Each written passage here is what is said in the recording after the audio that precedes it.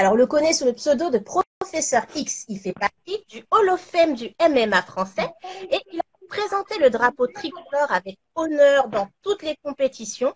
Il a participé en se permettant même d'aller à l'UFC. Alors, comment ça va, Bonjour Xavier? Sandrine, bonjour. Ça va bien, plutôt confiné. Oui, ah bah ouais, mais là, actuellement, Eh on oui, oui. découvre des voies de rester à la maison, on va dire ça comme ça. Oui, bon, écoute, hein, après, il vaut mieux ça plutôt que de tomber malade, donc on va prendre soin des siens, se soigner comme il faut, essayer de se tenir loin de la maladie, et puis voilà, attendre que ça passe. Oui, c'est le plus important parce que là, on voit les chiffres, hein, ça Ouais, continue, c'est ouais. de plus en plus. Nos anciens ont mené des guerres beaucoup plus difficiles que celle-là, donc on va essayer d'être, nous au moins, de savoir leur montrer qu'on mérite nous aussi d'être respectés. Effectivement, il faut qu'on tienne bon et puis on croise les doigts. J'espère qu'autour de toi, tout le monde se porte pour le mieux. Bah pour l'instant oui, pour l'instant j'ai personne impacté dans ma famille. En revanche, c'est vrai qu'effectivement, je commence déjà dans mes proches à avoir des amis d'amis, des amis de mes parents, des amis de collègues, certains clients par rapport à mon travail aussi qui sont impactés. Donc, bah, je pense à eux. Et effectivement, j'essaie de protéger au mieux mes petites filles et puis ma femme. Et puis voilà, on reste enfermé en attendant des jours meilleurs. Un peu d'entraînement ou pas du tout? Oui, mais très très peu, quelques footings, quelques abdos, pompes, squats, pour éviter que que tout disparaisse et d'être obligé d'accuser le confinement cet été. Et voilà, c'est le strict minimum. Et voilà. Mais quand on est un sportif, est-ce qu'on prend réellement facilement? On prend Du du poids poids? facilement? Oui. Ah bah ça dépend de plein de choses. Alors moi depuis que j'ai arrêté la compétition, si c'est ta question, puisque c'est à ça que tu fais référence, tu veux dire d'une manière générale entre les compètes. Je fais aussi référence à ça, oui, depuis que tu as Bah, arrêté. disons que entre les compétitions, déjà, ça dépend vraiment déjà des organismes. Il y a des gens qui prennent naturellement du poids très facilement, qui stockent facilement de la graisse, et d'autres qui éliminent très rapidement, naturellement aussi. Donc ça dépend des organismes. Ensuite, il y a les habitudes alimentaires, forcément, les habitudes alimentaires, et puis le fait aussi de maintenir ou pas son activité ou un minimum d'activité entre les périodes de pic. Il y a tout ça qui fait que du coup, bah, on prend du poids ou on n'en prend pas. Mais il y a aussi un autre élément aussi, c'est vrai. Il y a les athlètes qui ont recours au dopage souvent, qui font le dopage est une tricherie, je le rappelle, ce n'est pas bien, qui font comment on appelle ça, souvent des allers-retours entre des périodes où ils sont très très gros, puis d'un seul coup ils Oui. sont très très secs. Donc voilà, c'est aussi parfois un élément aggravant. Ouais. Le dopage, le fameux Moi, en ce qui me, sujet. n'est-ce pas, hein, un sujet sur lequel on aime bien me tacler d'ailleurs, bah là en l'occurrence je me suis mis tout seul dedans, mais non. Mais moi en ce qui me concerne, j'ai toujours eu un poids très très stable. D'ailleurs, j'ai jamais varié de catégorie de poids, mais j'ai toujours été chez les moins de 84 en MMA, moins de 85 en Sanda, en Kung Fu, et moi j'ai toujours été ultra super stable. Et même depuis que j'ai arrêté la compétition depuis maintenant 3 ans, j'ai très Oui. très peu varié. Donc, Mhm. malgré le fait que je m'entraîne très très peu par rapport à avant, j'ai un rythme aujourd'hui qui est complètement différent de celui que je pouvais avoir à l'époque. Mon poids de corps n'a pas vraiment changé. Oui, donc c'est à peu près le même poids. Donc du coup, ça va. Je suis quelqu'un de On te régulier, demande de de combattre stable. demain, donc on te Bah, demande d'aller combattre, tu peux encore? quasiment, hein.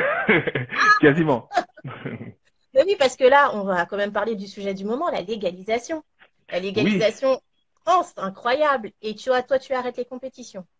oui, bah moi, alors, ça s'est fait, je l'ai fait un petit peu en cachette, plus ou moins, hein. J'ai pas fait de super grande annonce publique. On me l'a souvent posé la question. Je sais que mon pote Antoine Simon, avec qui je commente régulièrement les UFC, il aime bien me tacler là-dessus, il voudrait. Mais non, non, j'ai un peu arrêté la compétition, pris la décision d'arrêter la compétition il y a 3 ans déjà. Après l'avoir mûrement réfléchi, en avoir parlé avec mon entraîneur, avec mon entourage, peser le pour et le contre. Et ben, c'est vrai que depuis, j'ai plus le même rythme d'entraînement. J'ai plus le même style de vie non plus. J'ai changé de métier pour le coup. Je me suis reconverti dans l'informatique. Je suis ingénieur commercial informatique. En plus de commenter les UFC et d'intervenir sur l'émission. Ce qui fait que c'est un emploi du temps assez chargé, mais bon, on y arrive. Quand on est déterminé, on y arrive. Et puis du coup, du coup voilà, hein, je vis ma vie comme ça maintenant. Un autre style de vie, d'autres défis, toujours aussi déterminé, toujours aussi combatif et essaie de le transposer là-dedans. Et à quoi on peut s'attendre, puisque là, tu es à RMC. Est-ce que tu Oui. vas nous pondre une autre émission, quelque chose un peu Alors, plus. vous pondre une autre émission. Oui, Tu veux dire, est-ce qu'on garde quelque chose, est-ce qu'on a une petite surprise pour vous, c'est ça? oui, bah oui, forcément, parce que là, il y a MMA Center sur RMC, RMC Oui. Sport. Mais Mhm. là, le MMA encore se développe de plus en plus. Oui. Est-ce qu'il y a d'autres projets, d'autres choses où on va te retrouver? Parce que j'imagine, hein. Bah, disons qu'il y a forcément d'autres projets. Maintenant, c'est pas forcément à moi de faire des annonces s'il veut y en avoir. Et ensuite, ce que moi, je pourrais te dire, en tout cas, je suis ravi qu'aujourd'hui, enfin, on puisse parler de notre sport comme un sport à part entière. C'était d'ailleurs ça qui m'avait au départ séduit dans le projet sur Combat Sport au début, qui est devenu ensuite SFR Sport, puis RMC. C'était le fait que j'étais très frustré pendant des années de compétition que j'ai pratiqué, tous les médias dont j'ai fait le tour. J'étais énormément frustré de me retrouver à chaque fois dans la section de la fin, dans le petit sujet exotique de la fin, le petit sujet en plus, découverte. C'était très très frustrant, parfois vexant même, alors que dans les autres pays, j'étais considéré comme un athlète à part entière. Et donc du coup, j'arrivais sur cette chaîne, sur ces émissions-là, avec enfin une sorte de téléfoot du MMA, du téléfoot des arts martiaux et du MMA, et franchement, j'avais trouvé le projet séduisant. Donc aujourd'hui, avec cette fameuse légalisation du sport qui arrive, enfin, on est satisfait. Je suis satisfait d'un point de vue personnel. Je vais pouvoir parler de mon sport comme d'un vrai sport et pas uniquement de l'aspect violence et de l'aspect spectaculaire qui existent aussi, mais qui ne sont pas les seuls ressorts de notre sport. Alors, faudrait penser à mettre l'interview sur YouTube. Oui, oui, oui, ce sera fait, ce sera fait. Ah, c'est marrant. Merci, Jersey. Alors, du coup, tu me parlais d'une frustration. Toi, en tant que combattant à Oui. l'époque, Mhm. forcément, étant donné que le MMA n'était pas reconnu à part entière auprès de la grande populace, on va dire ça comme ça, hein, un peu Ah bah vulgairement, oui. comment est-ce que toi, tu ressentais tout ça? Comment tu vivais ça? Ah bah, figure-toi que non seulement il n'était pas reconnu à part entière, mais j'ai traversé un peu les époques du MMA, hein. J'ai commencé le MMA en 2000, premier combat pro en 2001, et puis ensuite j'ai énormément combattu sur 4 des 5 continents, une trentaine de pays, et donc forcément j'ai vu plein de choses, plein de changements, de mouvements. Et au tout début, non seulement il n'était pas reconnu à part entière, mais il n'était pas reconnu du tout dans notre pays. C'est-à-dire que on, je combattais à l'étranger. J'étais considéré comme un athlète. Les gens appréciaient ce que je faisais, me posaient des questions, prenaient du plaisir à regarder et à partager. Et lorsque j'arrivais dans mon pays, j'étais considéré comme un hors-la-loi. Donc effectivement, c'était très, très, très frustrant. C'était très frustrant et même parfois vexant. Donc aujourd'hui, enfin, les choses commencent à évoluer. Il y a eu une mode qui s'est déclarée il y a quelques années déjà. Il y a aussi le fait qu'aujourd'hui, les moyens de communication que sont Internet sont beaucoup plus accessibles, démocratisés. Et c'est vrai qu'à une époque, on avait beaucoup moins accès à l'information qu'aujourd'hui. À cette époque-là, d'ailleurs, c'était compliqué de communiquer, de faire comprendre ce qu'on faisait. Et donc, du coup, on se retrouvait, comme je te le disais, à la fin des magazines, le petit en bref, et le petit en plus. Et donc, du coup, non, aujourd'hui, forcément, cette légalisation, ça va nous faire avancer à ce niveau-là aussi, à tous les niveaux. Et et le choix de la Fédération française de boxe, qu'est-ce que toi, t'en penses? Parce que moi, Surpris, j'en pas pense, surpris? au début, forcément, très surpris, très, très surpris. Après, je me suis gardé de toute réaction épidermique, mais parce que c'est jamais bon de réagir à chaud, mais j'étais très surpris. On n'était pas au courant que la Fédération française de boxe était intéressée par le sort du MMA. Moi, je même dans l'idée ils étaient plutôt partie des fédérations qui étaient un petit peu frileuses à l'arrivée du MMA pour le dire de façon politiquement correcte. Après, par la suite, à un moment donné, il faut bien que les choses avancent. Il faut que le sport avance. Il va falloir forcément des concessions à faire pour laisser notre sport se développer. Autant s'appuyer sur des gens qui ont déjà de l'expérience, sur des gens qui ont déjà montré aussi quelque part, qui savent gérer la partie administrative de la gestion d'une discipline sportive, parce que ça aussi c'est vrai que dans la communauté entre guillemets française du MMA, on n'est pas encore complètement mûr à ce niveau-là. En tout cas, je ne suis pas sûr qu'on ait toutes les compétences chez nous. Donc Mhm. pourquoi pas nous appuyer sur eux. La seule chose à laquelle il faudra être vigilante, et la seule chose que j'espère de la part de la Fédération française de boxe, c'est qu'à un moment donné, elle va nous accompagner et ensuite nous laisser nous épanouir de façon complètement indépendante, comme c'est prévu initialement. D'accord. Mais là, du coup, avec le Covid, ça va prendre un peu plus de temps parce que on sait que les premiers événements sont censés arriver quand même à la fin de l'année. Bah, le Covid ralentit tout, donc forcément, Ah, ça aussi, ça va, le alors, développement du MMA sera aussi impacté comme tout le reste. Mais bon, après, bah, c'est comme ça, on va faire avec, hein. oui, parce que on n'en sait toujours pas plus, forcément. On n'a pas le choix hein, sur le statut réel des sportifs, puisque Des athlètes. la plupart, vous êtes obligés de travailler à côté. Vous n'êtes pas considérés comme les autres athlètes français. Alors, là, tu parles donc des athlètes pro, c'est ça? En tout cas, du haut niveau du MMA. Tout à Alors fait. oui, oui, mais est-ce vraiment la priorité déjà? Effectivement, je suis bien placé pour te le dire, c'est effectivement un sujet qui va être important parce qu'on sait bien que c'est l'élite déjà qui donne l'exemple, qui montre l'exemple pour les pratiquants loisirs, l'élite qui tire la discipline vers le haut, l'élite qui crée, qui pose les bases, les fondations, mais en même temps, c'est qu'une partie du problème, c'est qu'une partie de notre sport. Moi, je sais que ça fait plus d'une dizaine d'années que je raconte à qui veut bien entendre que notre sport a aussi cette beauté d'être un sport comme les autres parce qu'il est universel et parce qu'il ne s'adresse pas qu'à l'élite. Il s'adresse Oui. aussi et surtout aux pratiquants loisirs, aux amateurs, aux gens qui regardent, aux curieux, aux gens qui veulent apprendre à se défendre, aux gens qui veulent apprendre à se dépenser, aux gens qui veulent de la nouveauté, aux gens qui veulent apprendre à repousser leurs limites. C'est un sport universel, c'est un sport absolument varié, divers. Et donc, il ne faut pas uniquement se focaliser sur cette élite. J'ai entendu beaucoup de gens tout de suite parler, se gargariser, bomber le torse en disant c'est génial, on va pouvoir faire du fight business à la française. Du calme, c'est pas la priorité. Ça va arriver, ça va exister, ça doit exister, mais c'est pas la priorité. Voilà, moi ma priorité, c'est vraiment que le sport déjà se démocratise. Un autre truc qui m'a vexé énormément, qui me vexe encore aujourd'hui énormément, c'est de me dire que quand je commente un événement, quand je combats, quand on regarde mes combats, voir un logo moins de 16 en bas. Voir que mon Ah, combat est encore interdit avant 22h30. C'est dingue. Il y a quoi? Il y a les films ultra violents et le porno qui se trouve en tout cas les films érotiques dans cette situation-là. Et le MMA. Voilà. Donc ça, déjà, ça pour moi, c'est encore une chose qui montre qu'on a besoin d'un point de vue des mentalités d'avancer. J'ai combattu sur quasiment toute la planète, quasiment partout. Je venais combattre en direct à 21h, en prime time. Il y avait des enfants dans la salle, il y avait des groupes de femmes seules, c'était pas le cliché qu'on nous vend encore aujourd'hui quand on nous parle de MMA et qu'on ne connaît pas. Donc ça a besoin d'avancer et ça va avancer parce qu'on va pouvoir de plus en plus parler de notre sport. Les gens qui l'aiment et qui le connaissent pourront en parler et pas uniquement des gens qui nous insultaient par le passé ou qui nous réduisaient à ce qu'ils voulaient faire croire de nous. Voilà. c'est vrai que le MMA, enfin, moi je me souviens, il y a encore 5 ans de ça, quand j'en parlais, certaines de mes amies me disaient, mais qu'est-ce que c'est? Ils pensaient toujours que je parlais de la dite assurance. Ouais. Et je me dis, c'est Ah, ça arrive bizarre. encore aujourd'hui, hein. On nous fait encore tellement la blague. Et Ah, même, encore. ah oui, zéro tracas, zéro blabla, on nous l'a fait encore, t'inquiète pas.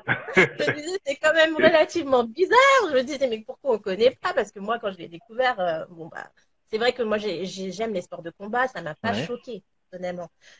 Mais je ne connaissais pas le MMA loisir. C'est ce que j'ai découvert au fur et à mesure en faisant moi-même mes recherches, en Mhm. allant à la rencontre de chacun et me dire, ah, ce n'est pas uniquement que la partie professionnelle. Et j'ai commencé à avoir une autre vision, puisque Mhm. j'ai vu, comme du karaté et du judo, hein, Ouais. c'est la même chose. On voit des enfants en faire. C'est pas. Enfin voilà, ils Bah, apprennent des clés, ils apprennent des.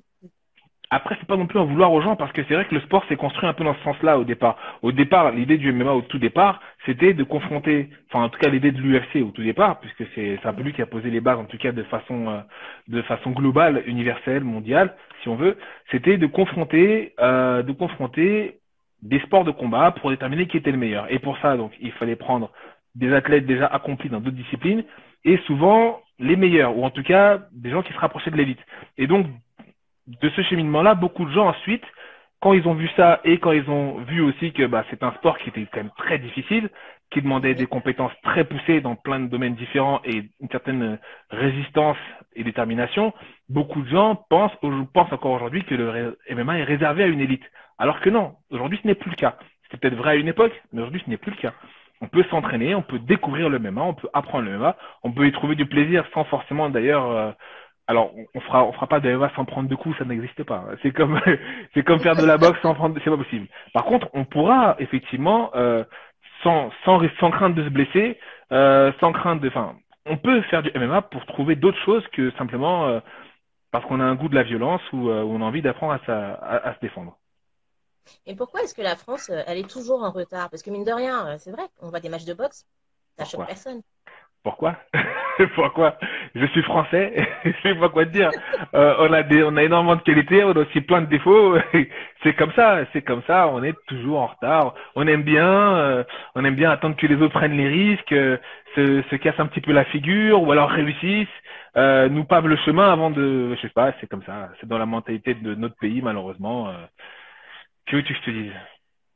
Ça fait Alors, partie des choses. Et plutôt que de le regretter, de le critiquer, je pense qu'il faut l'intégrer et faire avec. C'est plutôt ça. Je suis quelqu'un de toujours d'essayer d'être positif, d'être proactif. Je pense qu'il vaut mieux l'intégrer et faire avec.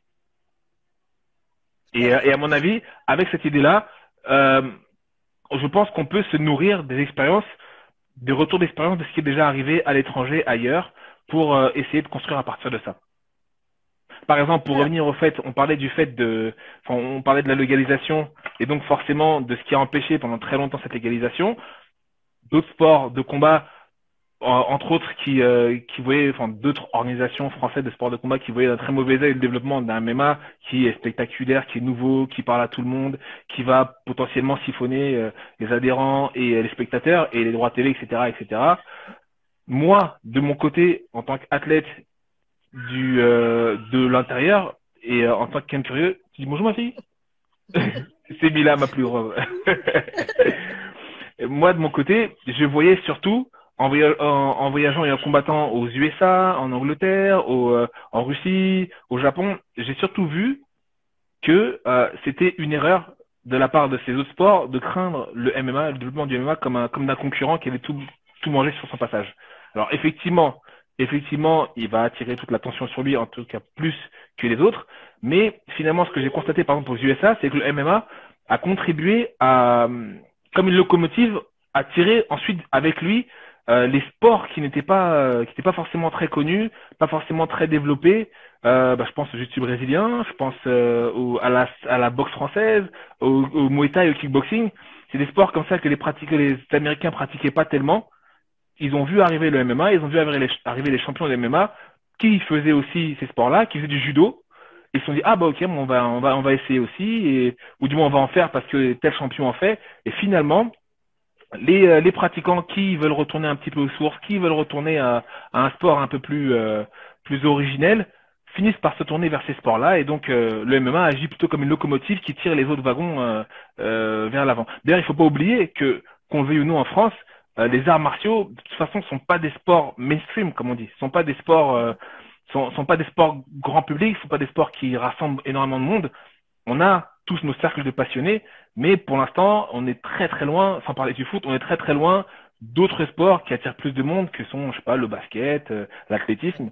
Et donc, plutôt que de vouloir protéger son petit précaré, ses pauvres petits acquis, autant essayer d'aller chercher, d'aller élargir son public, et tous les gens qui ont de l'intérêt pour notre sport. C'est plutôt ça qu'il faut faire, je pense. alors, un petit coucou à ceux qui sont là, hein. N'hésitez pas à poser vos questions, hein. On va les relayer. Alors, je voudrais savoir Bonjour, pourquoi est-ce que bonjour. tu as choisi professeur X? Oui, quelle est ta question? Pourquoi Pose-la. tu as choisi ce nom, ce pseudo? Non, parce que tu te doutes bien qu'en presque 20 ans, j'ai entendu plein de blagues.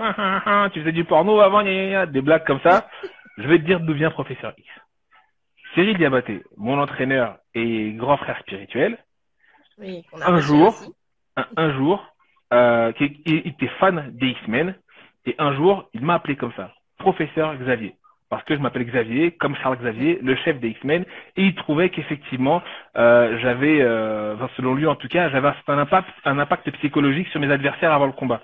Et Charles Xavier, le professeur Xavier, lui aussi a des pouvoirs psychiques, et donc il m'a appelé comme ça. Un journaliste l'a entendu, un speaker l'a repris au début d'un de mes combats, et c'est devenu mon surnom, le bouche à oreille comme ça. Et finalement, je trouve que c'est plutôt intéressant parce que quelque part, quand quelqu'un vous appelle, vous donne un surnom, je trouve que ça a plus de valeur que les gens qui s'appellent tout seuls The Tiger, The Dragon. Ouais, quelque part, pour moi, ça a plus de On est valeur, un mieux, surnom. hein, Tiger. Donc voilà. Non, mais c'est mon surnom et j'ai toujours bien porté. Enfin, en tout cas, j'en suis fier. Oui, bah, du coup, bah, maintenant, je t'appellerai comme ça, hein, Professeur X. Ce sera plus facile. Comme tu veux. Alors, je voudrais savoir, on va revenir un peu sur ta carrière. Est-ce qu'il y a quelque chose que tu regrettes? Ce que je regrette, tu sais, déjà lorsqu'on vise l'excellence ou la perfection, on ne pourra jamais dire qu'on est satisfait à 300% de ce qu'on a fait. Maintenant, avoir des regrets, ça sert pas non plus à grand chose. Donc non, disons que j'ai fait un parcours, je trouve qu'il me convient. Certaines choses, j'aurais pu les faire mieux, c'est sûr. Mais ouais, je suis plutôt satisfait et fier de mon parcours, ouais. Mm, mm. Alors, on Et a aujourd'hui, Juju d'ailleurs, Vidal. pardon, excuse-moi. Je t'en prie, termine, je t'en prie. Non, vas-y, je t'écoute. Alors, on a Juju Vidal 31 qui Mhm. demande les organisations françaises sont-elles prêtes pour lancer de beaux événements MMA en France? En France, on a plein de compétences, et on a plein de ressources. On sait faire des beaux événements, des beaux spectacles, des beaux événements sportifs. On a des athlètes de MMA comme dans d'autres disciplines qui valent vraiment le détour. On a des organisateurs, on a des gens qui ont envie. Alors oui, pourquoi pas. On a des salles. Oui, pourquoi pas. Oui. Moi, je pense que oui. Je pense que la France peut le faire. Là, de toute façon, on en a quand même pas mal qui sont prêts, hein. Bah oui, il faut juste qu'on se défasse de certains vieux stéréotypes, de certains vieux complexes franco-français aussi, et puis voilà, on y arrivera. Est-ce qu'il y a un combattant que tu aurais souhaité combattre et que tu n'as pas eu l'occasion? Bon, oui, il y en a un certain nombre que j'aurais souhaité combattre, à quoi ça servirait de donner leur nom aujourd'hui? On ne sait jamais, ça se trouve, il y a un Lancer des bon défis coup. sur le net? Oui, mais il y en a plein que j'aurais aimé combattre, je sais pas, moi, j'aurais bien aimé combattre Robbie Lawler, j'aurais bien Mhm. aimé combattre, Melvin Manoff, parce que Melvin Manoff et Vanderlei Silva, c'était pour moi les deux Mhm. combattants, les deux athlètes c'était les deux seuls qui pour moi inspiraient le danger. Parce que j'ai toujours été quelqu'un qui allait au combat sans vraiment me poser la question du mec que j'avais en face. J'avais une mission, un travail à faire et je l'accomplissais. Il y avait que deux personnes pour moi dans ma catégorie qui me faisaient me dire ah oui lui quand même ça peut être chaud parce que tu rentres avec peut-être une jambe en moins ou c'était Anderson Vanderlei Silva et Melvin Manoff. Donc j'aurais bien aimé les affronter tous les deux, ouais. Ok. Donc, En tout cas, plus sur le de leur pied, grande époque. Pardon? dans le pied-point, quoi. Toi, c'était ta spécialité, Non, pas en hein? pied-point, en MMA. Je suis un combattant En de MMA. MMA? Oui. Même si ma spécialité, c'est la Oui, boxe mais thaï, je suis un combattant de MMA. voilà. D'ailleurs, qu'est-ce que tu as commencé par quel sport? Alors, j'ai commencé par le karaté, figure-toi, et le karaté sportif, karaté Shotokan? traditionnel. Pardon? Moi, j'ai fait Sit- Shotokan. Sitorio. La chapelle d'en face. L'église de l'autre côté de la rue. Sitorio. Ouais, donc j'ai fait du karaté pendant 7 ans. Et ensuite, au bout à l'âge de passer mon bac, j'ai dû choisir entre le bac et la ceinture noire, bien me concentrer et pas me disperser. Donc j'ai passé mon bac et par la suite, comme j'étais quelqu'un qui aimait le contact, qui aimait, ouais, qui aimait combattre, je me suis tourné vers la boxe thaï et j'ai rencontré Cyril Diabaté qui donnait des cours près de chez moi. Et là, c'est devenu ça a été la révélation puisque lui, il avait déjà commencé le MMA un petit peu. Il nous a fait essayer à sa section, son équipe, la Snake Team, et il s'est rapidement rendu compte que ça nous plaisait, que lui, de toute façon, il avait fait le tour du pied-point et c'est ce qui l'intéressait aussi. Et on est devenu une école de MMA à part entière très rapidement en fait, dès l'année 2000. C'est vrai que quand j'ai fait des petites recherches, ça m'a fait tout bizarre de lire UFC 97, UFC 98. Ça a l'air loin, ces trucs-là. Et oui, hein, on se fait vieux. D'ailleurs, Mais exceptionnellement, j'ai maintenant, laissé la barbe aujourd'hui, vu que on est confiné, on bosse pas, ou on bosse moins plutôt. surtout que là, en fait, on est en train de parler de l'UFC 249, qu'on ne sait pas s'il aura lieu un jour. Ah, il Du aura coup, forcément lieu un jour. Il est un peu maudit, évidemment, mais en tout cas, si c'est de Ferguson Nurmag que à laquelle tu fais allusion, oui, il est maudit ce combat, mais il aura lieu. Il aura lieu. non, moi je me dis que ça y est, c'est cuit, c'est cuit. À Non, chaque c'est fois, pas c'est cuit. reporté. Ça arrivera. Il y a toujours un truc. T'inquiète pas, ça fait monter la sauce, c'est mieux. Ferguson qui raconte un peu partout que Nurmagomedov a un peu peur de lui, etc. J'y crois pas une seconde et personne n'y croit. C'est de la com. C'est juste que malheureusement, ça peut arriver. On n'a pas toujours de la chance. Là, en l'occurrence, c'est le Covid-19 qui a fermé toutes les frontières. Nurma peut pas y aller, mais t'inquiète pas. Ton tour viendra et tu prendras ton gros chèque et les patates qui viennent avec. Mais t'es plutôt Khabib ou Tony? Non. Alors, j'aime beaucoup Ferguson, j'aime beaucoup son style et surtout sa personnalité. C'est un mec qui lâche rien. Les coups partent dans tous les sens. Il est imprévisible. Comment dire, il est dangereux dans toutes les situations. Il prend beaucoup de coups quand même. Il a tendance à être un peu généreux, privilégier l'attaque et l'offensive sur la défense, ce qui était mon gros défaut d'ailleurs aussi. Donc je vais pas lui jeter la pierre non plus. Mais oui, j'aime beaucoup son style. Mais j'ai quand même une préférence pour Khabib Nurmagomedov pour plein de raisons. La première raison, c'est que c'est le genre de combattant, pour moi, qui a pas un éventail très large, mais ce qu'il fait, ce qu'il sait faire, il le fait à la quasi-perfection. C'est millimétré, c'est sa lutte, son ground and pound, tout est millimétré. Il y a des espaces pour rien ni pour personne. Tout est quasi parfait dans ce qu'il fait. Donc il n'a pas de raison de se risquer à aller faire quelque chose d'un peu exotique. Ensuite, j'aime aussi sa personnalité.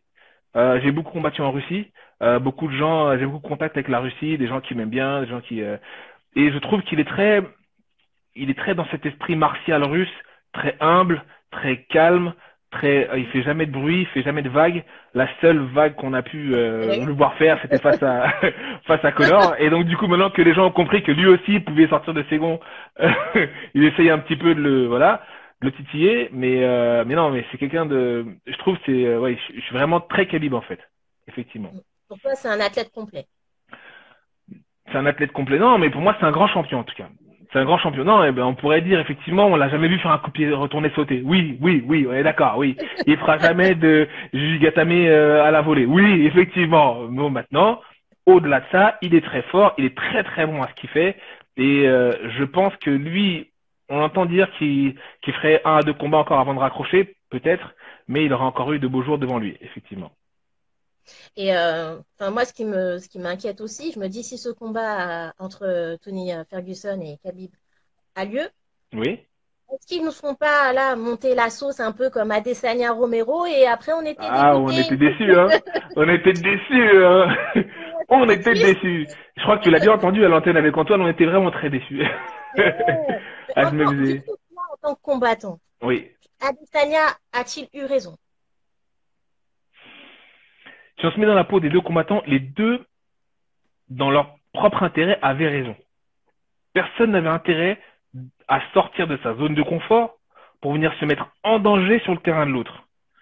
Adesanya n'avait aucune raison d'aller brawler, comme on dit, c'est-à-dire d'aller au charbon, échanger en mode bagarre avec un gars qui a un punch comme Romero, qui assommerait n'importe qui, même un buffle. Romero n'avait aucune raison d'entrer dans la distance d'un toréador comme Adesanya qui allait le piquer et finalement le faire tomber au bout de quelques minutes. Donc ils ont fait ce qu'ils avaient à faire dans leur propre intérêt, c'est sûr. Maintenant, petit bémol, on avait quand même un champion et un challenger. Et le challenger devait aller chercher son titre. Et Oui. dans cette optique-là, effectivement, Romero a peut-être pas complètement fait son boulot. Mais bon, peut-on leur reprocher? Non. Surtout que on parle quand même de mecs qui sont sur le toit du monde. Pardon? Après, j'étais un peu surprise parce que quand On on était tous entend le déçus. discours de Romero juste après, je me dis, mais non, Oui. mais non, Ça reste de la laissez-lui parler, les communication. gars. Ça reste de la communication. Au début, on veut vendre le combat et ensuite on veut sauver la face quand ça s'est bien passé.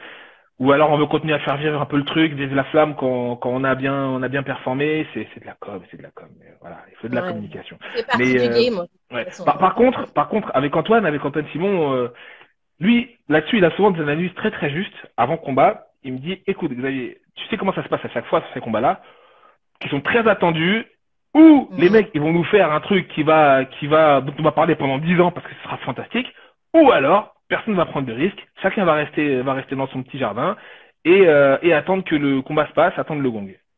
Il avait pas tort, ça a été ou l'un ou l'autre, et puis malheureusement, ça a été l'autre. Voilà.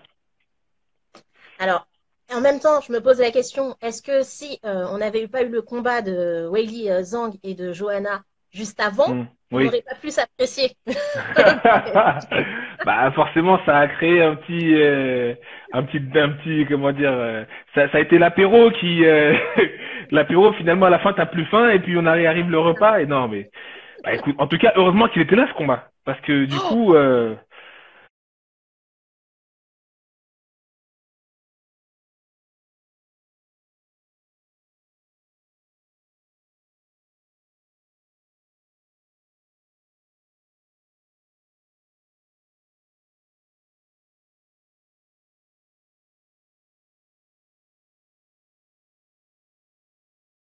la déception aurait été encore plus grande oui c'est clair.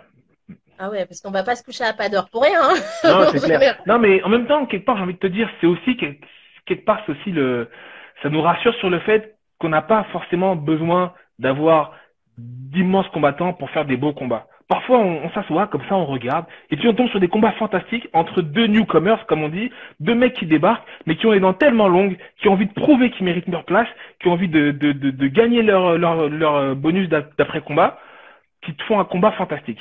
Et parfois aussi, bah, t'as des gens qui sont là avec une notoriété bien assise, qui ont pas trop envie de se remettre en question, qui ont pas trop envie de prendre de risques. C'est ce que ça donne. Donc, quelque part, ça peut rassurer aussi là-dessus sur le fait que notre sport reste un sport, rien n'est écrit à Oui. l'avance. Il faut s'asseoir et regarder pour voir ce qui va se passer. Ah bah, on l'avait vu avec Masvidal, hein. Ça avait été rapide, hein. Donc on pouvait se Par laisser. exemple, il y a eu ça, où il y a même eu Connor contre, comment il s'appelle, là, contre Cerrone Céron. récemment, là, où, Oui. oui, Oh, mais moi, je l'avais dit. Moi, je l'avais dit, moi. oui, je l'avais dit, tu l'avais dit où? Tu l'avais écrit? Montre-moi, tu l'as écrit où? Tout le Mais monde si, l'avait si, dit, bien sûr, oui. je l'avais noté même. Je crois qu'il y a une trace sur Insta. Moi, je veux te dire la vérité, je l'avais pas dit. Moi, je l'avais pas dit. On était sur le plateau, on était là. Ah bah merde alors. Mais comment ça? Ça fait 45 secondes qu'on, voilà, et c'est tout. Non, non, Oui, bah mais écoute, pour moi, c'est obligatoire. Enfin, il n'y a pas d'obligation, non, on non, s'en non, on non. ne sait jamais comment ça va se passer. Mais il était obligé de gagner. Il ne pouvait pas perdre. Il pouvait pas. Oui, mais moi j'avais surtout un petit doute, surtout un petit doute que j'avais émis avant effectivement sur les motivations de Donald Cerrone. Il arrive en fin de carrière, il sortait d'un combat difficile, il avait quelques bobos qui traînaient par-ci par-là. On savait qu'il arrivait sur ce qu'on appelle un money fight, un combat qui rapporte énormément d'argent. On sait que parfois Oui, ça peut être à double tranchant, ça peut surmotiver certains athlètes, comme ça peut démotiver d'autres athlètes. On a vu Anthony Johnson récemment. Pourquoi démotiver? Parce que les mecs ils disent bon bah voilà, ça y est, je suis arrivé, quoi qu'il arrive, j'ai mon gros chèque, je vais faire mon job à minima, pas prendre trop de coups, puis basta. Bah, résultat là, ce qui s'est passé effectivement, c'est que on a senti un Donald Cerrone qui arrivait au combat déjà diminué, parce que déjà blessé, parce que fatigué, parce que pas complètement dedans, et puis ça a donné ce que ça a donné, hein. Domination outrageuse de Conor McGregor, et puis voilà. Hein. oui. Et c'est pareil, ça me fait penser à Daniel Cormier avec Stipe Miocic. Ouais. Il a pas pris ça, il devait prendre sa retraite. Il devait arrêter. Et finalement, il peut pas partir sur une défaite. Donc, si jamais il y a la belle avec eux, comment ça va se passer si jamais il perd encore? Pourquoi il pourrait pas partir sur une défaite déjà? Pourquoi? Eh ben, il Pourquoi? veut pas. Pourquoi? Il veut pas. Même Usain Bolt, qui a gagné quasiment toute sa vie, il est parti Oui, sur une défaite. Même lui, le oui, roi c'est Usain. vrai. Hein? Pourquoi il pourrait Mais pas? là, Cormier, il Non. veut pas. Cormier, il veut pas. Ouais, mais C'est une moi, une fois de défaite. plus, pour lui comme pour d'autres athlètes, je m'interroge sur ses motivations. Après, on sait pas tout, hein. On n'est pas dans sa tête, on n'est pas dans sa peau, dans ses godasses. Il y a d'autres choses, il peut y avoir plein de choses. Hein. On parle souvent, très souvent, trop souvent peut-être ou trop facilement d'argent en ce moment, mais il y a l'ego aussi, il y a le fait que quand tu as fait ça toute ta vie, ça a été ton rôle, ça a été ta passion, ça a été ce que tu incarnais, bah, tu as peut-être du mal à te voir dans autre chose, à te transposer dans autre chose. Peut-être que Daniel Cormier, il est pas sûr de savoir faire autre chose aussi une fois qu'il aura arrêté. On voit bien qu'il a envie de rester dans le monde des médias, hein, ça c'est évident, ça transpire de partout Exactement. sur sa peau, Déjà mais avec lui. je sais pas, j'ai une grande question. Daniel Cormier, je me pose de grandes questions sur sa motivation. Pourquoi il continue à combattre alors qu'a priori il a fait le tour, il a prouvé tout ce qu'il avait à prouver. Il est indiscutablement un Hall of Famer. Ouais, pourquoi? Mais c'est pareil que lorsqu'il avait ses combats avec John Jones. Il lâche rien, lui. Il lâche rien. Il a besoin de, il a besoin de gagner. Ouais, Ce bah fameux écoute, John ça Jones c'est une actuellement qualité. de Pour moi, c'est une l'actualité. qualité chez un athlète. C'est d'un côté, t'as John Jones, qui a un don, même des dons, c'est le voilà l'élu. Et de l'autre, Mhm. t'as Daniel Cormier, le besogneux, il sait que voilà, c'est pas lui favori, c'est pas lui, il a pas de don, il faut qu'il travaille, il a un peu son gros bidon qui le gêne et tout le monde se moque. Et ben il va aller quand même essayer de gagner, il va malgré le fait qu'il se prenne un coup de pied dans la bouche, il continue à retourner au charbon. Voilà, c'est Daniel Cormier. Grosse motivation, grosse détermination, on peut pas lui reprocher de lui en vouloir pour ça, c'est une qualité à mon sens. Voilà. Et le fameux John Jones qui fait des faits divers actuellement, avec son Oui, arrestation. oui. On a vu ça Comme partout. d'habitude. Comme d'habitude, j'ai envie de te dire. Bah écoute, que veux-tu que je te dise, John Jones, il a un don. D'un côté, c'est un excellent, un très grand athlète, une légende de notre sport, et de l'autre, il a des gros problèmes de discipline. C'est comme ça, hein, c'est la vie. C'est d'ailleurs pour ça, je pense qu'il sera jamais un grand champion, malheureusement. C'est qu'il a une personnalité qui est aussi, si tu veux, il a un talent et un palmarès aussi beau et brillant que le côté sombre de sa personnalité est mauvais, c'est-à-dire drogue, dopage, comment dire, problème de discipline, problème avec la justice, et en plus en off, plein d'autres choses se disent encore dans le monde des athlètes, qui serait pas complètement, voilà, il n'aurait pas beaucoup de considération pour les gens autour de lui, enfin toutes ces choses-là qui font que malheureusement pour moi ce sera jamais un grand champion, ce sera quelqu'un de très doué, un champion, mais pas, voilà. Euh, Est-ce que enfin, le comportement est important pour toi? Le comportement enfin, en dehors de la cage, en dehors de la discipline, dans la vie Mhm. courante, est-ce que c'est important pour toi? Est-ce que ça fait de toi un bon athlète ou un mauvais athlète? Bah, moi je pense que c'est important déjà d'un point de vue purement sportif, ton comportement en dehors conditionne forcément ta performance, tes résultats et ta façon, parce qu'il conditionne ta façon de combattre et d'être efficace le jour du combat. Ensuite, en plus de ça, un athlète, surtout quand on est très exposé, comme peut l'être un John Jones, un athlète durant sa carrière, à un moment donné, qu'il le veuille ou non, il sera un représentant, un ambassadeur pour sa discipline, euh, et pour tout le reste, pour l'organisation pour laquelle il combat, pour les gens qui le soutiennent, pour les gens qui sont autour de lui, pour ses proches, ça sera un ambassadeur, qu'il le veuille ou non. Et donc, il doit accepter la responsabilité aussi d'endosser ce rôle-là et de l'endosser avec fierté et de l'endosser correctement. Et donc, pour moi, c'est important aussi de donner l'exemple aux plus jeunes et aux moins jeunes qui vous regardent, que vous faites du sport et que vous êtes très exposé. C'est normal. Ok, ok. L'UFC en France, du coup, est-ce qu'un Bercy, de la défense, Oui, ça quoi? peut être possible, envisageable? Bah, pourquoi pas? Bien sûr. Pourquoi pas? Pourquoi est-ce que nous, on doit aller en Russie, on doit aller à Vegas, on doit aller pour combattre devant Oui. 50 000, 60 000 personnes, des millions de gens qui nous regardent à la télé, et dans notre pays, on devrait combattre au gymnase d'Anguin ou non, ben non. Donc, pourquoi pas? Bien sûr, évidemment. Évidemment, parce que il y aura beaucoup de gens qui vont, ça attirera beaucoup de monde, donc forcément, j'en suis convaincu. Oui, D'autant que je pense pourquoi? même, en plus de ça, je pense qu'il y a toute une France qui a faim de MMA, qui attend depuis des années et des années. Et donc, je peux te dire que le jour où il y aura un premier UFC, tu auras des gens de Marseille, de Lille, de Strasbourg qui vont venir jusqu'à Paris, si ça a lieu à Paris, pour voir cette UFC-là, pour être assis dans cette UFC, sur les sièges de cette UFC historique. C'est sûr et certain. Alors, j'en profite en même temps pour dire à ceux qui nous suivent, si vous avez des questions, n'hésitez pas. N'hésitez pas, Oui, nous parce sommes que je là. vois, je dis UFC à Japi. Non, je pense pas. UFC à Japi, ce sera un peu trop petit, hein. Non, mais c'est vrai que, voilà, enfin, c'est toutes sortes de questions. On attend avec impatience les infos croustillantes qui devraient arriver d'ici la fin d'année, hein. Ouais. Malheureusement, c'est encore loin, mais bon, on n'a pas le choix, c'est comme ça.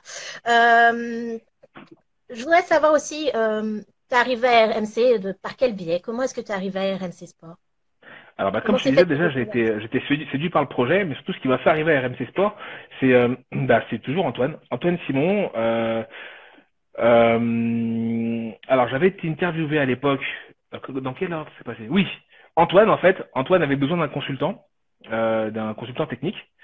Mhm. Il a proposé des noms, dont mon nom, et on a commenté un premier événement. Ça lui a plu. Donc, il a reproposé mon nom. Et ensuite, un jour où j'avais été interrogé donc pour une émission qui s'appelait à l'époque Combat comment d'ailleurs? Bref, pour l'émission de Écoute combat. Jean-Paul Maillet. Voilà, Oui, une émission toujours sur bien. le combat. Donc j'avais été interrogé, interviewé. Bruno Oppenheim à l'époque, donc qui travaille pour RMC Sport, est venu me voir. Il m'a dit, écoute, j'aime bien ta façon de t'exprimer et ta vision des sports de combat. J'aimerais bien, s'il te plaît, que tu puisses intervenir sur la prochaine émission qu'on est en train de préparer. J'ai dit, ok, pourquoi pas, avec plaisir. Donc j'ai intervenu, mais c'était censé être un one shot. J'ai intervenu sur l'émission et finalement, ils ont eu des bons retours. Et Bruno et Antoine sont revenus vers moi pour me dire, bah, écoute, ce qui serait bien, c'est que tu deviennes un récurrent de l'émission, et puis voilà, etc., etc. Et c'est comme ça que ça s'est fait naturellement, en fait. Et à l'époque, la chaîne, c'était Combat Sport, qui appartenait, je crois, au groupe Canal à l'époque, qui a été Mhm. revendu par la suite, cédé à SFR, et puis, enfin, à SFR, puis à Altis, etc. SFR Sport, etc. SFR Voilà, 4. voilà. Ouais. Voilà. Donc, c'est par biais des opportunités, en fait, que je suis atterri là, et puis que je suis aujourd'hui consultant technique pour RMC Sport. Mais pourquoi journaliste et pas coach? C'est une question qu'on me pose souvent. Une question qu'on me pose souvent. Bah, en fait, lorsque j'ai arrêté la compétition, je l'ai fait déjà pour plusieurs raisons. La première, c'était pour consacrer plus de temps à ma famille, à mes proches, à ma femme et mes deux petites filles. Parce que quand on est athlète, on s'entraîne souvent, beaucoup, tout le temps. La journée, on s'entraîne le soir, donc on rentre souvent le soir, les enfants sont couchés. On est tout le temps en déplacement, on se déplace pour combattre, on se déplace pour les stages, on se déplace pour aller coacher ses coéquipiers. On est tout le temps, on est souvent absent. Et donc, je voulais consacrer plus de temps à ma famille. Et surtout, j'ai aussi, comme coach, j'ai aussi comme entraîneur eu l'exemple de Cyril, qui était pour moi ce que j'appelle un bon entraîneur. Un bon entraîneur, c'est quelqu'un comme lui qui se dévoue à ses élèves, qui dévoue sa vie à ses élèves, qui leur consacre son temps, son énergie, tout son esprit. Et pour moi, c'est ça un bon entraîneur. Sauf que je venais de faire le choix en arrêtant la compète de consacrer mon temps et mon énergie à ma famille. Et donc, Oui. je ne me voyais pas, je ne peux pas faire les deux de façon honnête. Je ne voulais surtout pas me retrouver comme certains entraîneurs, et il y en a un certain nombre aujourd'hui, Oui. à considérer leur salle uniquement comme un gagne-pain, leurs élèves uniquement comme des sources de revenus et à vendre des cours. Moi, je voyais pas les choses comme ça. C'est pour ça que j'ai décidé d'arrêter complètement, enfin en tout cas, de ne pas devenir coach. Je suis juste l'assistant de Cyril lorsque j'ai la possibilité, lorsque j'ai le temps, jusque j'ai le temps. J'assiste mon entraîneur avec mes autres coéquipiers élites. Mais en dehors de ça, voilà, je me consacre à commenter, à intervenir sur les missions et puis dans mon autre métier qui est ingénieur commercial informatique. Voilà. Et le rôle de père de famille également. Et le rôle de Voilà. père de famille, surtout, surtout, surtout. Voilà. Mais déjà à l'époque, je faisais tout ce que je pouvais pour consacrer du temps et de l'énergie à ma famille. Et alors aujourd'hui, c'est du bonheur. Aujourd'hui, ne plus se retrouver de temps en temps avec une blessure qui traîne par-ci par-là, ou un peu fatigué, ou un peu préoccupé par la prochaine échéance, et pouvoir justement me promener quand je veux avec mes filles, avec ma femme, passer une soirée tranquille sans penser à mon régime, c'est génial, c'est Oui. génial. C'est Ah, génial. tu manges. D'ailleurs, Ah, comment tu manges? Comment tu comment je manges du mange? coup maintenant? Bah, je mange. Je Ah, mange tout court. Non, de quoi tu parles? c'est vrai que j'avoue qu'à l'époque, même si j'avais la réputation, d'ailleurs Cyril vous le dira, j'avais la réputation de bien aimer les sucreries, etc., et les cochonneries, j'avais quand même un régime alimentaire très, très strict, notamment en période de compétition, mais même en dehors, parce qu'il fallait maintenir son poids et il fallait aussi maintenir ses performances. Parce que quand vous arrivez à l'entraînement après une bonne raclette ou de bonnes pâtes carbo, je vous assure que vous êtes beaucoup plus lent, vous avez beaucoup moins de réflexes. Donc effectivement, à l'époque, j'avais un régime très strict. Aujourd'hui, je mange, j'essaie juste d'avoir suffisamment de protéines, pas trop de féculents, et voilà, je suis pas trop exigeant non plus. Et est-ce que tu as beaucoup cuté dans ta carrière? Oui, bah, beaucoup que t'es oui. Bah, disons que je combattais en moins de 84, mon poids de forme c'est 91. Donc en gros, je Ah, coupais, oui, voilà. Voilà, en gros, je coupais 7 kilos en 48 heures avant les combats. oh là là. Donc, mais c'était le résultat d'une hygiène de vie et ensuite d'un travail conscient, d'un protocole strict, Oui, et très aussi suivi. bien pour perdre ce poids, mais pour récupérer ensuite ce poids dans les meilleures conditions possibles pour être performant le lendemain et ensuite ne pas entraîner de séquelles sur le long terme. Donc tout ça, c'était bien contrôlé, bien encadré. J'avais des pros autour de moi. J'étais moi-même un professionnel. Donc voilà. D'ailleurs, tu fais partie des 10 meilleurs combattants français. J'ai vu ça dans le top de Greg MMA. Ouh. Greg, que je salue d'ailleurs. Salut, Greg Bouche la Game. Un petit coucou aussi à Cyril Diabaté, que j'ai vu passer également. Et ouais, les 10 meilleurs. Tu dis que c'est normal? C'est normal. Non, je dis merci, tout simplement. Je dis merci et puis bah voilà. Hein, que veux-tu que je te dise? Pour toi, c'est Je dis normal. merci. Non, bah pour moi non. On parle souvent de certains records, plus de KO, plus de victoires, plus de combats, etc. et tout, que je pourrais avoir à mon actif. Ce sont des données chiffrées, ok, mais ce qui compte le plus pour moi, j'ai envie de te dire, c'est quand je croise un de mes pairs, quand je croise un autre athlète au niveau, qu'on se regarde et que le mec il me dit qu'il respecte ce que je fais, ce que j'ai fait, de la même façon que moi je lui dis que je respecte ce qu'il fait. Quand je sens qu'il y a vraiment cet échange-là, qu'on est d'accord sur le fait qu'on est légitime en tant qu'athlète de MMA de haut niveau, c'est tout ce qui m'importe, c'est ce qui me suffit. Ah, c'est bien. En plus, si les échanges avec les autres sont bien, donc c'est le Mhm. plus important. Ça. Entre les combattants, vous entraidez un peu. Oui, on s'entraîne un peu, on s'entraide beaucoup même. Enfin, Tiens, je peux te On sent raconter pas un la jour une anecdote. compétition. Je peux te Oui, raconter un jour une anecdote. Donc, comme tu sais, j'ai fait donc plein de sports, y compris donc le MMA et le sanda, le kung-fu. Et oui. donc, en sanda, j'ai fait un certain nombre de choses, et notamment, j'ai participé au championnat du monde de kung-fu que j'avais commencé donc sur le tard avec l'équipe de France de kung-fu. Et en arrivant donc au championnat du monde de kung-fu, monde dans lequel j'étais pas du tout connu, hein, le kung-fu, j'ai commencé sur le tard, mais les gens savaient que je venais du MMA, mais c'est tout. Il y avait donc dans le monde du sanda, du kung-fu, une légende, la légende du sanda qui s'appelle Muslim Salikov, Mhm. qui est aujourd'hui d'ailleurs, qui combat aujourd'hui, il s'est reconverti dans le MMA et combat à l'UFC aujourd'hui. Muslim Salikov, donc à l'époque, la cérémonie donc d'ouverture, il y avait plusieurs milliers de personnes, il y avait etc. et tout. Et quand Muslim arrive, il arrive, tout le monde s'agglutine sur lui, aussi bien les journalistes que les autres athlètes, que tout le monde s'agglutine autour de lui ouais, le féliciter, d'être là, etc., lui serrer la main et tout.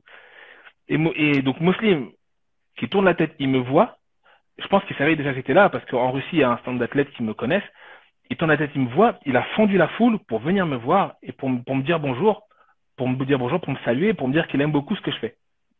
Wow. Alors que Wow. lui-même était chez lui, dans son petit milieu du sanda, où tout le monde l'adulait et tout. Il est venu me voir et il combattait pas en plus cette année-là, pour me dire ça. Oui, il combattait pas ou il combattait en 77. Je sais plus. Non, il avait rétrogradé d'une KT, ouais. Bon, voilà. Donc, tout ça pour te dire que voilà, moi, c'est le genre de choses qui m'apportent beaucoup plus la reconnaissance de mes pairs, de mes homologues, plutôt que de faire des vidéos sur Instagram, etc. et faire le clown et de dire à tout le monde que je suis un champion ou de marquer champion sur mon fond. C'est ça m'intéresse moi. Et quel est ton Gracie préféré? Mon Gracie préféré. Ah, tout le monde a un Gracie préféré. Non! Mais non! Pourquoi? Non! Non, allez, Non! je vais te dire la vérité. Oui, Royce Gracie, effectivement, Ah, il a fait de notre sport, il a contribué en tout cas à faire de notre sport ce qu'il est aujourd'hui, c'est vrai. Oui, c'est vrai. C'est vrai, voilà. C'est tout. Mais c'est tout. Je suis pas un grand, tu sais,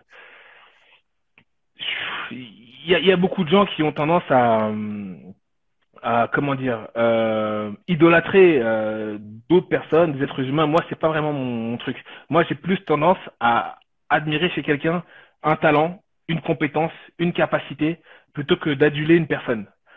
Pourquoi? Parce que je sais que de toute façon, on a tous des qualités et des défauts. On a tous mhm.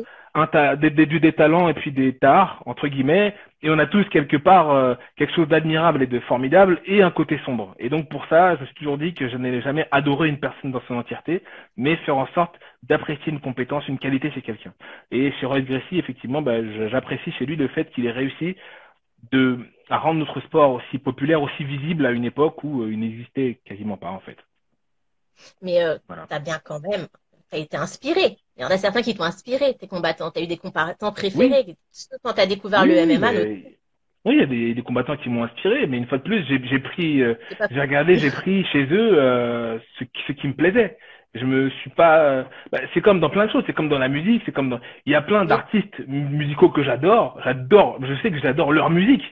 Parce qu'en fait, je sais que dans la vraie vie, c'est des pères de famille irresponsables, ils battent leurs femmes, et c'est des drogués ou des dealers. Donc c'est voilà. Mais pour autant, j'aime bien leur musique. Et là, en l'occurrence, dans le sport, qu'est-ce que j'ai pu apprécier? J'ai pu apprécier à une époque le style de Crocop. J'ai pu oui. apprécier, j'ai pu apprécier Anderson Silva, qui a été le grand épouvantail de ma catégorie de poids pendant des années, des années, des années. J'ai pu apprécier José Aldo, j'ai pu apprécier Genki Sudo, j'ai pu m'inspirer de plein d'athlètes comme ça, qui étaient, oui, qui sont des figures de notre discipline, oui. Alors, est-ce qu'on peut également espérer le MMA au JO? Ouf, ouf. Alors Oh, ben là, c'est, oui. alors là, alors là, par contre, le grand écart est, on en avait parlé une Ah, fois mais dans on le y MMA va Center. franchement. Avec moi, on y va franchement, hein. Non, mais peut-être Non, qu'à mais force de taper du poing. on avait parlé une fois dans UFC Weekly à l'époque, avant MMA Center. Moi, j'étais moyen chaud pour plusieurs raisons. Déjà, c'est parce que pour rentrer dans le cadre des sports olympiques, c'est très très normé, très très strict. Mhm. Et le MMA aura, à mon avis, du mal à rentrer dans les clous vis-à-vis du sport olympique, des sports olympiques. Ensuite, est-ce que ce serait complètement compatible avec l'esprit même du MMA? L'esprit de liberté, l'esprit de différence du MMA. Est-ce que ça va pas faire bizarre de voir un MMA avec des dossards rouges, des gants rouges, des gants bleus, complètement normés, complètement lissés? Je sais pas, ça ferait un petit peu bizarre quand même. Avec Ah l'esprit ouais. rebelle du MMA, oui. Est-ce Oui, que ben oui. Oui. non, je veux bien qu'on rende notre sport plus politiquement correct pour le faire accepter au plus grand nombre, mais complètement le lisser complètement toutes ses aspérités, non, ça serait un peu bizarre quand même. Alors là, actuellement en France, bon, voilà, les médias participent, hein. On est tous là un peu sur le front pour essayer de démocratiser ce MMA. Oui. Aider ceux qui ne connaissent pas non plus à connaître, à part ceux qui ont connu avec Boubacaris, hein, Mhm. forcément. Euh, Malheureusement. on va pas rentrer dedans, on va pas rentrer dedans. C'est toi qui ouvre la porte, après tu me dis non pas, déborde. Non, mais je sais pas, c'est toi. Non, mais c'est vrai, qu'as-tu pensé de cette médiatisation? Elle a été bénéfique ou au contraire pour le MMA? Comment tu veux qu'elle soit bénéfique? Est-ce que moi je chante du rap? Est-ce que moi je me dis du jour au lendemain, voilà, je vais me mettre à chanter? Non, que chacun fasse son boulot comme il sait le faire et puis voilà. Et puis non, surtout c'était vecteur de plein de clichés. Je recevais plein de questions que je pensais avoir laissées derrière moi il y a quelques années. Donc non, pour moi c'était une très mauvaise chose, très mauvaise chose. J'arrêtais pas de me dire pourquoi est-ce qu'ils n'ont pas choisi de s'affronter au tennis ou au volleyball, comme ça on aurait été Non, tranquille. c'est la boxe, tout simplement, la boxe. Non, non, même pas la boxe. C'est quelque chose qui a rien à voir, quelque chose qui n'a absolument rien à voir. Ce serait fait un combat, un affrontement à l'aviron, ça aurait été génial. On nous aurait laissé tranquille et puis voilà. C'est pas une mauvaise idée, ça, tu vois. On va Ouais, mais proposer. bon, ça faisait pas assez mec, ça faisait pas assez, tu vois, coronesse. Ouais, ouais, ouais. Non, mais parce que c'est vrai, là, du coup, certains ont découvert le MMA par ce biais et pensent free fight, parce que il y a ce terme aussi qui est là, et Mhm. règlement de compte. Donc, Qu'est-ce qu'il a ce bien terme? vu la Moi, manière. pendant des années, figure-toi que moi, j'ai fait partie des quelques réfractaires au départ. Moi, mon sport, c'était le free fight. J'avais commencé par le free fight. Je doutais pas qu'on l'appelle MMA. Pour moi, c'était que de la cosmétique. On mettait un coup de peinture et tout, et ça voulait rien dire. Et finalement, j'ai fini par me rendre compte que quand même, il y a beaucoup de gens pour qui les mots ont du sens, pour qui il faut d'abord mettre un bel emballage pour leur faire accepter le cadeau. Et donc, du coup, j'ai compris, moi aussi, que quelque part, notre sport devait passer par cette transition-là aussi pour être plus acceptable. Mais non, une fois de plus, pour revenir à ce que tu disais au départ, là, à la médiatisation du pseudo-affrontement, puisqu'il n'y a jamais eu d'affrontement, en tout cas, si, à Orly, entre Bouba et Caris, je C'est pas trouve du que MMA. ça, oui, voilà, c'est pas du MMA, c'est juste une baston. Combat de rue. Le combat de Voilà, une rue, le baston, une combat baston. d'aéroport. Une mêlée. Non, non, Voilà. je pense que ça a fait du tort à l'image de notre sport et puis voilà, tout simplement, ça n'a fait que ça. Ça n'a fait que ça. D'accord. Alors, que dire à une personne qui ne connaît pas le MMA? Que dire? Là, Comment aujourd'hui, présenter notre comment, sport, tu veux dire? voilà. Comment le présenter? Parce que voilà, qu'est-ce qu'on doit faire? Qu'est-ce qu'on doit faire pour aider à démocratiser ce sport et le MMA loisir notamment? C'est aujourd'hui le sport de combat le plus complet et le plus libre aussi finalement, dans le sens où il autorise toutes les techniques de combat qui existent déjà dans les sports de combat actuels. C'est-à-dire, on peut boxer debout, on peut lutter debout, on peut lutter au sol, et on peut aussi boxer au sol, ce qui n'existe pas dans les autres sports. Voilà. Donc, c'est aujourd'hui le sport de combat le plus complet, le sport de combat le plus moderne, le sport de combat finalement qui remet quelque part en question les anciens concepts qu'on avait des arts martiaux, à savoir on ne frappe pas un homme à terre, par exemple. C'est le sport de combat non seulement de l'avenir, mais surtout du présent. Voilà. Mhm. Et est-ce que c'est pas l'effet cage qui fait peur? Ben, ça a été l'effet cage. Ben, moi, j'ai un jour compris. Et il y a certains petits événements isolés, dont un déclencheur qui m'a fait intégrer ça.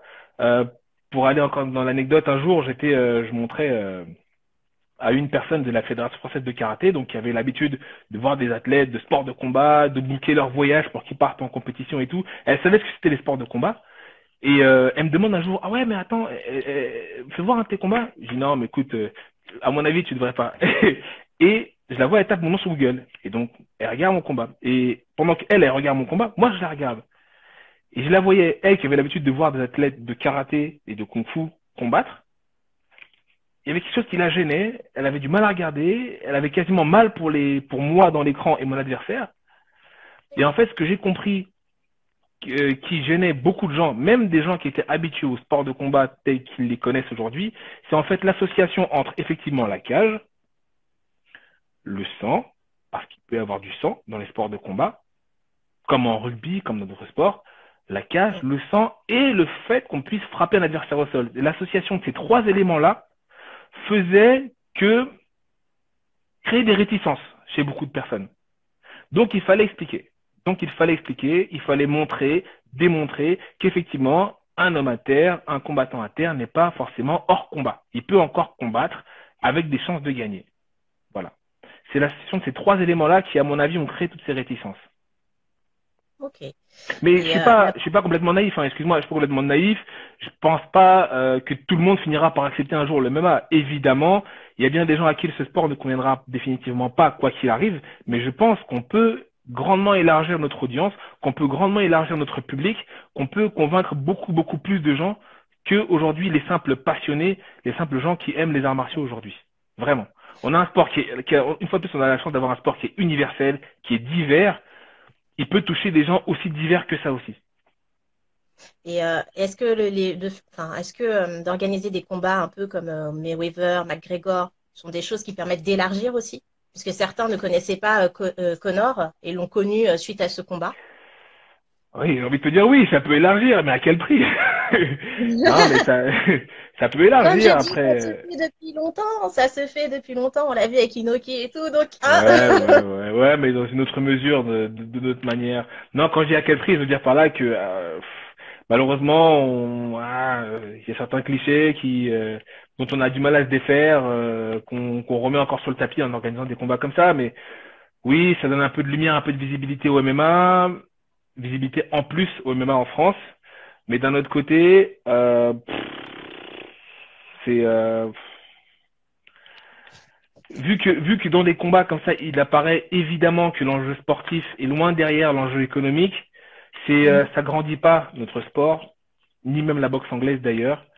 C'était moi en tout cas quand j'ai vu que ce combat-là allait se faire, j'étais pas très chaud, pas chaud du tout même. D'accord.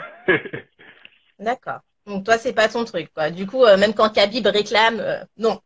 Non, ben, je peux les comprendre. Les gars, ils veulent faire un billet. Ils ont raison. J'ai été un athlète pro, moi aussi. Je vais pas les empêcher de vouloir gagner leur vie.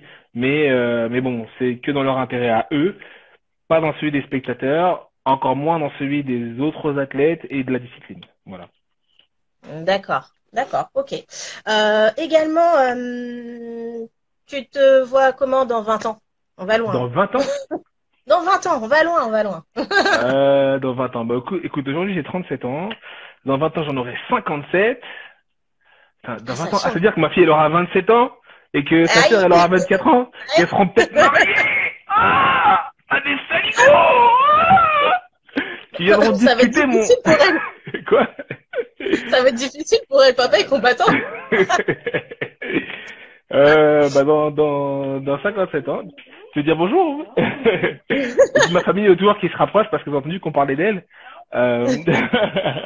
Pour remercier notre partenaire Shootex Live. Voilà. Mais Bon, voilà. je fais de la pub en même temps, hein, tant qu'à faire, on est là. Voilà. Voilà comment on perd tous ses spectateurs et qu'on. Mais bon. Pour revenir. Ils vont revenir, ils vont revenir. On tient une heure. S'ils ont aimé ça, ils vont revenir. Donc, ils vont revenir, c'est pas un souci. Puis tu sais, c'est en ligne après, donc Oui. ça continue, donc au Ouais, contraire. non, mais en général, quand on aime ça, on revient. Mais oui, mais avec cette actualité, en plus, on est confiné, mais vers ces heures-là, il y a les infos. Donc, voilà. Il y a quoi, Oui, alors, dans 20 ans. Oui, dans 20 ans. Alors, où je me vois dans 20 ans? Bah écoute, 57 ans, je me vois, je sais pas, probablement dans le sud de la France avec ma femme.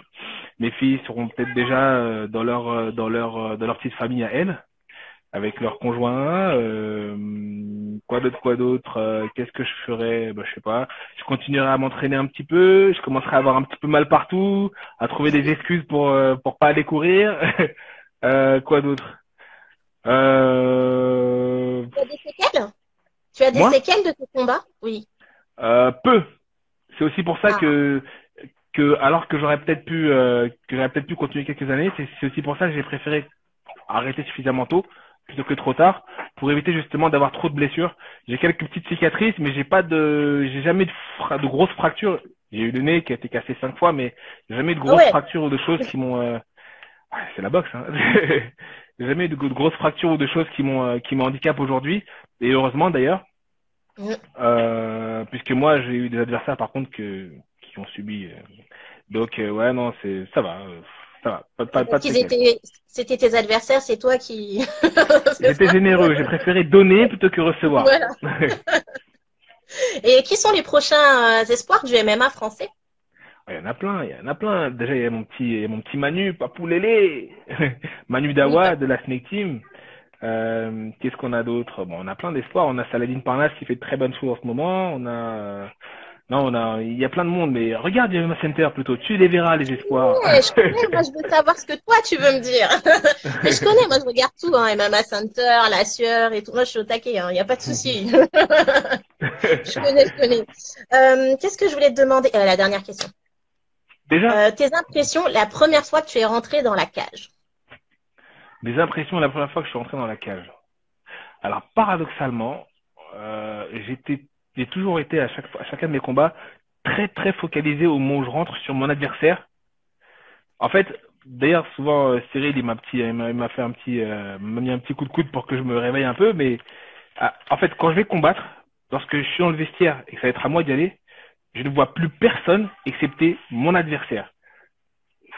J'entends et je sens mon homme de coin et j'entends et je sens l'arbitre. Mais je suis focalisé sur l'adversaire. Je ne vois pas le public, je ne vois pas tous les gens qui sont autour. Et donc, du coup, mon premier combat, je voyais un mec en face de moi et je me disais, il faut que je marche sur lui. Il faut que je marche sur lui, sinon c'est lui qui va marcher sur moi. C'est comme ça, en fait. Et donc, du coup, ce premier combat s'est d'ailleurs très bien passé. Mais en tout cas pour moi. mais du coup, oui, c'est ce que je me suis dit, en fait. J'étais ultra focalisé, ultra déterminé. Et je sais que ça m'a toujours fait ça durant mes combats. Et j'ai, quelque part, c'est un avantage pour moi parce que j'ai vu aussi d'autres combattants faire leur premier combat, des mecs, des champions de la salle, des mecs qui sont super forts à la salle, et tu vois le jour où ils vont combattre pour de vrai, d'un seul coup, perdre complètement leurs moyens. Perdre leurs moyens, c'est être complètement tétanisé, avoir peur de perdre, peur de ce qu'ils vont faire, peur de leur adversaire, peur d'avoir mal, alors que en fait ils sont bourrés de talent. Et donc moi j'ai eu moi j'ai pas été dans ce cas-là et tant mieux pour moi, ouais. Et le petit clic, t'as perturbé ou pas? Le Quel petit clic? clic que l'on entend quand on ferme la cage. Parce que beaucoup me disent que c'est Ah, le petit clic qui les a marqués. bah moi je l'ai entendu, mais franchement j'ai pas calculé. La première fois j'ai combattu en ring déjà pour commencer. Ah, Alors la première fois que j'ai combattu en cage, est-ce que ça m'a perturbé? Non, non, pas plus que ça. Non, mais je l'ai entendu souvent et souvent j'y pense après coup, mais ça m'a pas. Non. et combattre à huis clos, alors parce que certains ont combattu à huis clos, tu penses Ouais. quoi de cette pratique? Je sais pas, ça doit Hormis que être un c'est peu pour la bizarre. santé, mais voilà.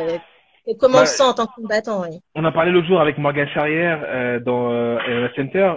Oui, Je suis je trouve que ça devrait être un peu bizarre comme sensation. Je l'ai jamais fait, heureusement, mais ça doit ressembler un peu comme à l'entraînement, mais en plus, tu vois, c'est très C'est bizarre. bizarre, il manque l'euphorie derrière, en fait. Il manque Ouais, il toute manque l'euphorie. l'euphorie, il manque l'atmosphère de la salle, le public qui réagit de façon positive comme de façon hostile d'ailleurs parfois. Mhm. Tout ça, le bruit. C'est vrai que Morgane l'autre jour parlait d'un truc qui est très juste, c'est qu'en fait quand tu combats, il y a beaucoup de bruit autour. Tu dois te concentrer sur ce que tu fais et t'es concentré sur ce que tu fais pour le percevoir, le recevoir correctement. Et lorsqu'il y a plus de bruit, comme lui il a pu s'en rendre compte, quand tu combats, et comme on regarde le TEF par exemple aussi, quand tu combats, Mhm. t'entends tous les petits bruits en fait, tout ce qui se passe, n'importe quel petit bruit de gants, petit bruit de scratch, de machin et tout, de petit impact, tu l'entends, il devient maximisé, et du coup tu dois te mobiliser différemment en fait pour rester dans ton combat, je pense. Et ça doit être un peu différent, peut-être déstabilisant, qui sait. En tout cas moi ça m'est pas encore arrivé, et puis bon, voilà. Ok, ok. En tout cas, Xavier, je te remercie de nous avoir accordé ce temps. Écoute, de rien, avec Super. grand plaisir, hein. Je vais se Désolé de ne pas voir en avoir été plus. trop disponible sur vos premières sollicitations, mais en tout cas, je suis là avec grand plaisir. C'est pas grave. De toute façon, on se reverra après, comme c'était prévu. Et puis, merci beaucoup. On te souhaite plein de bonnes choses. Attention à Merci. toi, surtout à ta Toi aussi, famille. prends bien soin des tiens. Merci. Et puis, on se tient au courant. On se tient au courant. On reste connectés. D'accord. Excellente soirée. À plus tard. Merci beaucoup, Bonne soirée.